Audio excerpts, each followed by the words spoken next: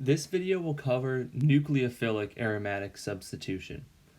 So while the previous series of videos was all dealing with electrophilic aromatic substitution, there are certain conditions with certain reagents where now the ring acts as the electrophile and is attacked by a strong nucleophile. So that's what I'll cover right here. So for nucleophilic aromatic substitution to take place, 3 criteria must be met.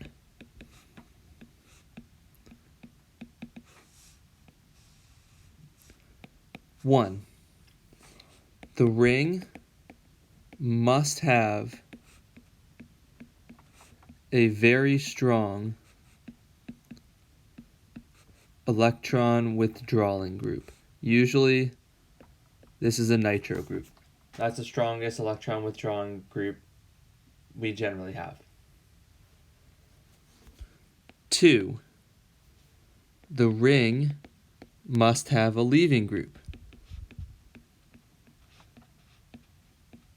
And this is usually a halide. Then lastly, the leaving group must be ortho or para to the electron withdrawing group. Now, if we run through each of these criteria, it makes sense. The first criteria, it must have a very strong electron withdrawing group. Remember, here the ring is acting as the electrophile. So we need to take away some of the electron density from the ring. So that makes sense. The ring must have a leaving group. For any nucleophilic attack, there has to be a leaving group. And then thirdly, the leaving group must be ortho or para. This is the one that at first might not be clear. But I'm going to run through an example now of a nucleophilic aromatic substitution, and you'll see why criterion 3 must be met as well. Okay, so this reaction, I'm going to have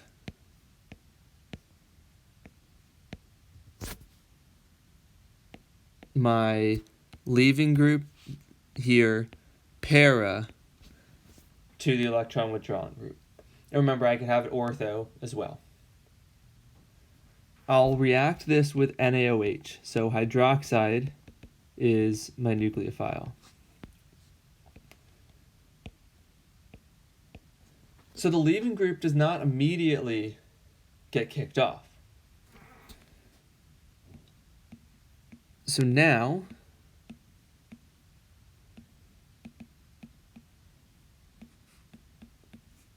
at least at the moment, I have an sp3 hybridized carbon. Right, that's going to change by the end because this is substitution. But initially I do. Now the ring stabilizes the electron pair, right? It's delocalized in the ring. So if I draw a resonance structure here,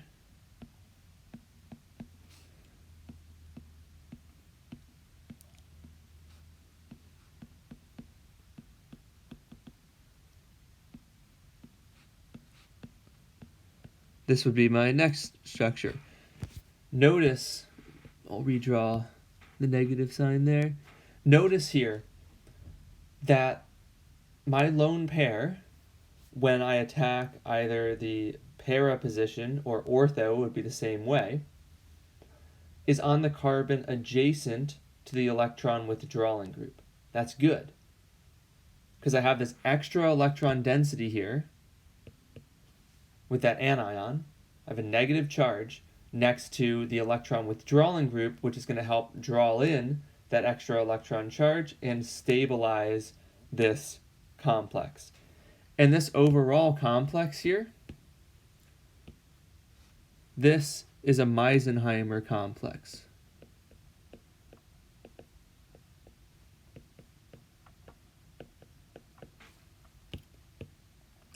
So now if I draw, it's not going to be a resonance structure at this point, the final reaction that happens.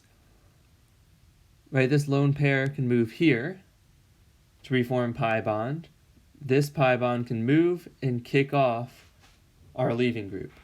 So now I have the final product